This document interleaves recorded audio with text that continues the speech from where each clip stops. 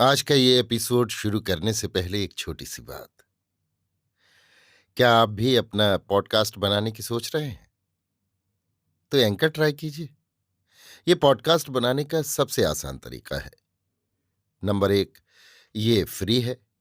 Number 2, इसमें कई सारे ऐसे टूल्स हैं जो आपको अपने फोन और कंप्यूटर पर रिकॉर्ड और एडिट करने की फैसिलिटी देते हैं। नंबर 3, आप अपने पॉडकास्ट को डिस्ट्रीब्यूट भी कर सकते हैं, जिससे इसे स्पॉटिफाई और दूसरे प्लेटफॉर्म पर सुना जा सके। तो डाउनलोड कीजिए फ्री एंकर ऐप या विजिट कीजिए anchor.fm पर अपना पॉडकास्ट स्टार्ट करने के लिए। ये तो थी एक छोटी सी जानकारी, और अब शुरू करते हैं एपिसोड का सिलसिला। तो आज के एपिसोड में लीजिए सुनिए आचार्य चतुर्सेन शास्त्री के लिखे उपन्यास वयम रक्षामः का 70वां भाग, अमरावती में, मेरी यानी समीर गोस्वामी की आवाज में। उरपुर में श्वशुर तथा सास से सुपूजित होकर रावण अपनी चतुरंगणी सेना ले अमरावती की ओर बढ़ा। अब तक रावण ने मेघनाद को युद्ध से विरत कर रखा था। उसने कहा था, पुत्र तू केवल देखता रहे, युद्ध न कर। मैं देवराट इंद्र के साथ तेरा प्रथम युद्ध देखना चाहता हूं।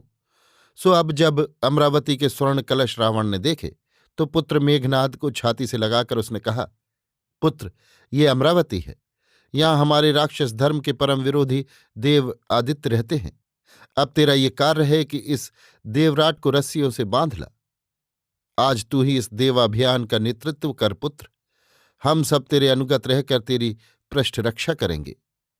पिता के वचन सुन मेघनाद ने रावण की परिक्रमा कर प्रणाम किया और कहा, तात, आप मेरा कौतुक देखें कि किस प्रकार देवराट को बांधकर आपके चरणों में ला डालता हूं।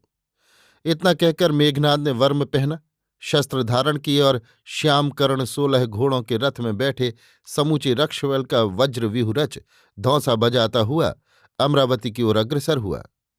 राक्षसों की इस महती वीर वाहिनी को देखकर देवतागण घबरा गए।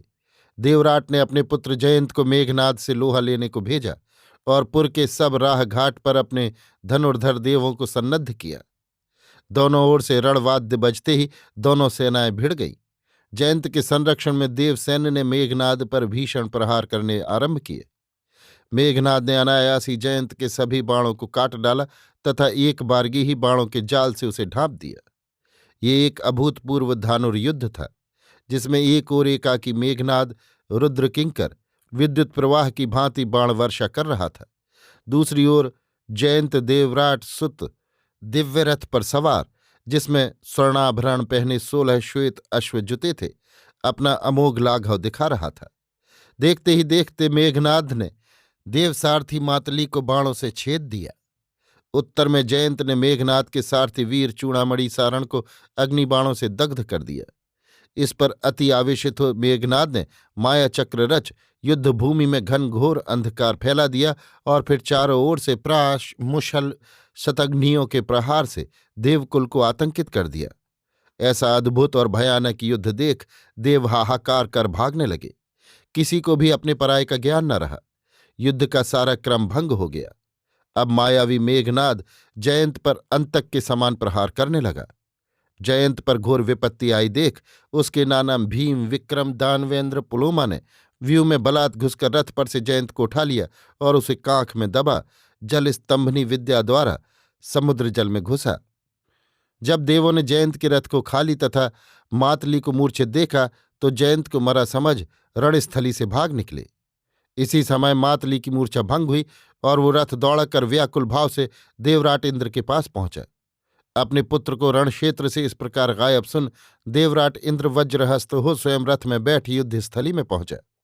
शतसहस्त्र मेघों की गर्जना के समान ध्वनित उस रथ को हेम पर्वत की भांति अबाध गति से आता देख राक्षस भय से चीखने चिल्लाने लगे।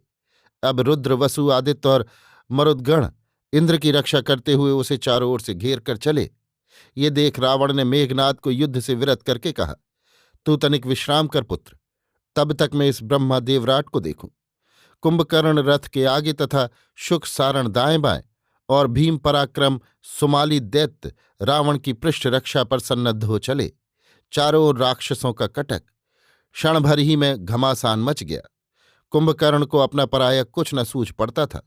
वो जिसको भी सामने पाता अपने दांतों, भुजाओं और लातों से मसल डालता।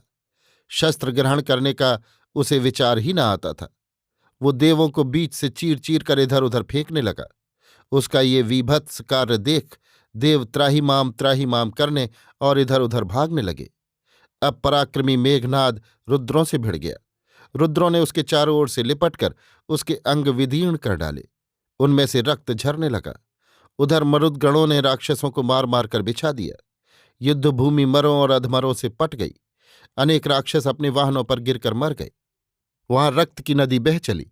उसमें तैरती हुई लोथें जलचर सी दिखाई देने लगीं। आकाश में चील, गिद्ध और कौवे उड़ने लगे। बड़ा ही वीभत्स दृश्य उपस्थित हो गया। रावण ने जब ये दशा देखी तो वो अपना रथ बढ़ाकर इंद्र को ललकारता तथा बाणों की वर्षा करता आगे बढ़ा। इंद्र ने भी धनुष को टंकार कर शरसंधान किया।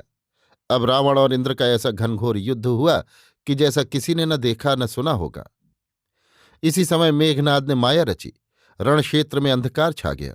इंद्र, रावण और मेघनाद को छोड़ समस्त वीर अंधों के समान आचरण करने लगे।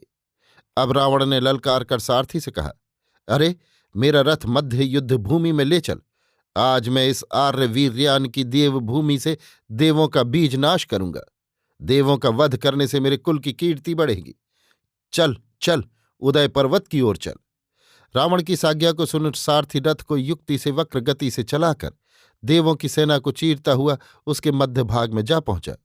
इस प्रकार रावण को आते देख इंद्र ने चिल्लाकर कहा, इसे जीता पकड़ना चाहिए। जिस प्रकार हमने बलि को बांधकर त्रिलोकी का राज्य पाया है, उसी प्रकार इस दुष्ट वैश्रवण को भी बांध लो।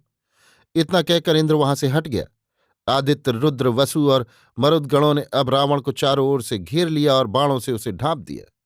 इस पर सब राक्षस जोर जोर से चिल्लाने लगे और कहने लगे, हाय हाय, रक्षेंद्र को इंद्र ने बंदी बना लिया। अब कौन हमारी रक्षा करेगा। अब प्रहस्त, महोदर, मारीच, महापार्श्व, महादंष्ट्र, यज्ञकोप, दूषण, खर, त्रिशरा, दुर्मुख, अतिकाय, देवांतक, नरांतक आदि रणपंडित महारथी राक्षस भट्ट सुमाली को आगे कर देव सैन्य में धंस गए। सुमाली ने यहां ऐसा समर किया कि देवसेना की सारी व्यवस्था भंग हो गई। ये देख त्वष्टा और पूषा दो आदित्य सेना सहित सुमाली पर टूट पड़े। इसी समय 8वें वसु सावित्र ने भी वसुओं को ले सुमाली को घेर लिया। अब चहुमुखी युद्ध होने लगा और राक्षसों की सेना कटकट कर गिरने लगी। सुमाली और सावित्र में अब घनघोर युद्ध होने लगा। दोनों ही वीर पराक्रमी थे। त्वष्टा और पूषा धकेल कर राक्षसों के प्रहस्त, महोदर आदि महारथियों को युद्ध में फंसाकर सुमाली से दूर ले गए। 2 मुहूर्त के तुमुल संग्राम में वसु सावित्र ने सुमाली का रथ तोड़ दिया, घोड़ों को मार डाला। ये देख ज्यों ही सुमाली रथ से कूदा, त्यों ही सावित्र वसु ने उछलकर कालदंड के समान भयंकर गदा कई बार घुमाकर उसके मस्तक पर दे मारी।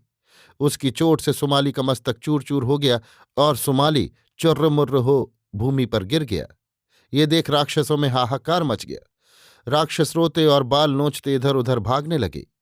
सुमाली के वध से क्रुद्ध अग्नि के समान जलता हुआ मेघनाद रथ पर बैठ बिजली की भांति इंद्र पर टूट पड़ा। छूटते ही उसने शक्ति का इंद्र के वक्ष में प्रहार किया। साथ ही 10 बाणों से सारथी मातली और 10 बाणों से उसके घोड़ों को बींध डाला। फिर उसने माया विस्तार करके अंधकार कर दिया। सब देव व्याकुल हो गए। तब मेघनाद निशंक इंद्र के रथ पर चढ़ गया और उसे जकड़कर रस्सियों से बांध पीठ पर उठा गर्जना करता हुआ राक्षसों की सेना में लौट आया। जब प्रकाश हुआ और देवों ने इंद्र को रथ पर नहीं देखा तो वे बड़े घबराए। न उन्हें मेघनाद ही दिखाई दिया न इंद्र। उन्होंने खींचकर रावण पर प्रचंड आक्रमण किया। आदित्यों और वसुओं ने उस पर अविरत प्रहार कर उसे जर्जर कर दिया। इसी समय अदृष्ट रहे मेघनाद ने आकाशवाणी से पुकारा, हे पिता, अब युद्ध का क्या प्रयोजन है। हम विजयी हो गए हैं। त्रिलोकी के स्वामी इंद्र को हमने बंदी बना लिया है। अब इन क्षुद्र देवताओं को मारने से क्या लाभ है। चलिए लंका को लौट चलिए और त्रिलोक का राज्य भोगिए। मेघनाद की ये सारगर्भित आकाशवाणी सुन रावण संप्रहर्षित हो गया। आकाशवाणी सुन देवता भी घबरा गए। इसी समय प्रहस्त ने शंख फूंक कर संकेत किया और सारण वक्र गति से रथ को चलाकर रावण को युद्ध भूमि से बाहर ले गया। रावण के रथ की ध्वजा देखते ही राक्षसों ने हर्षनाद किया। राक्षसों की सैन्य में विजय दुंदुभि बज उठी। अपनी विजय से गर्वित रावण ने हर्षित हो इंद्रजयी पुत्र को छाती से लगाकर कहा, अरे पुत्र, तू आज से त्रिलोक में इंद्रजीत के नाम से विख्यात हो। तूने आज इंद्र को बंदी बनाकर हमारे कुल ऐश्वर्य को बढ़ाया है। अब इंद्र को लेकर अभी लंका को प्रस्थान कर, पीछे मैं भी आता हूं।